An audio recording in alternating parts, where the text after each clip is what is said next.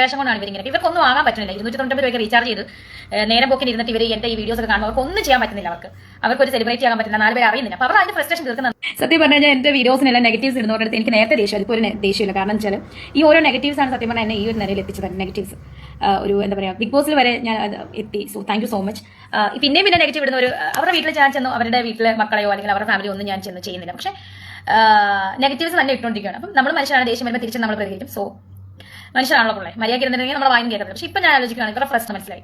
എന്തെങ്കിലുമൊക്കെ പറഞ്ഞ് ഇവിടെ നശിപ്പിക്കാൻ നോക്കും. പക്ഷേ ഇതിലൊന്നും രേണുസുതി വീഴത്തില്ല. ഇനി നിങ്ങൾ നെഗറ്റീവ്സ് ഇട്ട് ഓരോ നെഗറ്റീവ്സും എനിക്ക് പഴയ പോലെ ഇനി തൊട്ട് ഓരോ നെഗറ്റീവ് കമന്റ്സ് എനിക്ക് പഴയ പോലെ ഓരോ പൂമാലകൾ മാത്രമാണ്. നിങ്ങൾ നെഗറ്റീവ് കമന്റ്സ് ഇട്ടോളൂ, നിങ്ങളുടെ ഫ്രസ്ട്രേഷൻ തീർത്തോളൂ. So I don't care. കള്ളി വള്ളി രേണത്തള്ളേ ഓവർ അഹങ്കരിക്കരുത് കേട്ടോ. ഞങ്ങൾക്കൊന്നും എവിടെ എത്താൻ പറ്റൂല എന്നാണ് നിങ്ങൾ പറയുന്നത്. ഞങ്ങൾ കാരണമാണ് നിങ്ങൾ ഇങ്ങനെ ഫേമസ് ആവുന്നതും നിങ്ങൾ നല്ല പ്രൊമോഷനും കാര്യം കിട്ടും. എന്നിട്ട് ഞങ്ങളെ തന്നെ കുത്തല്ലേ. നിങ്ങളെപ്പോലെ ഈ സബ്സ്ക്രിപ്ഷനിൽ നമ്മൾ എന്താ പറഞ്ഞാൽ ഇനിയിപ്പോൾ ഡ്രസ്സ് അയച്ചിട്ട് ഇങ്ങനെ നിന്നിട്ട് അതിനാടണോ?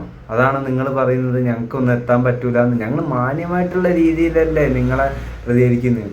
നിങ്ങൾക്ക് എന്നെ അറിയാതൊക്കെ അറിയില്ല. എന്നെ എത്ര പേര് റിയാക്ട് ചെയ്തിട്ടുണ്ട് അറിയാം.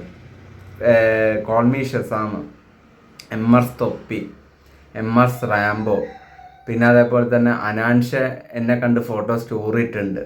എന്നെ ഒരുപാട് എന്നെ സിനിമാ സെറ്റിൽ വരെ അറിയും.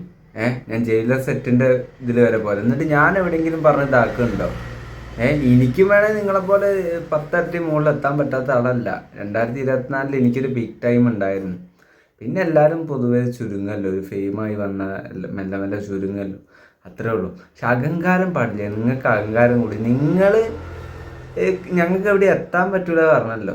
ഞങ്ങൾക്ക് എവിടെയും എത്താൻ പറ്റാത്തതുകൊണ്ടല്ല, ഞങ്ങൾ ഇങ്ങനത്തെ കുതിരക്കഴപ്പ് നടത്തുന്നില്ല. ഓക്കെ, നിങ്ങൾ കണ്ടിന്യൂ. നമ്മൾ നിങ്ങളെ ഫേമസ് ആക്കി തരാം. ഓക്കെ.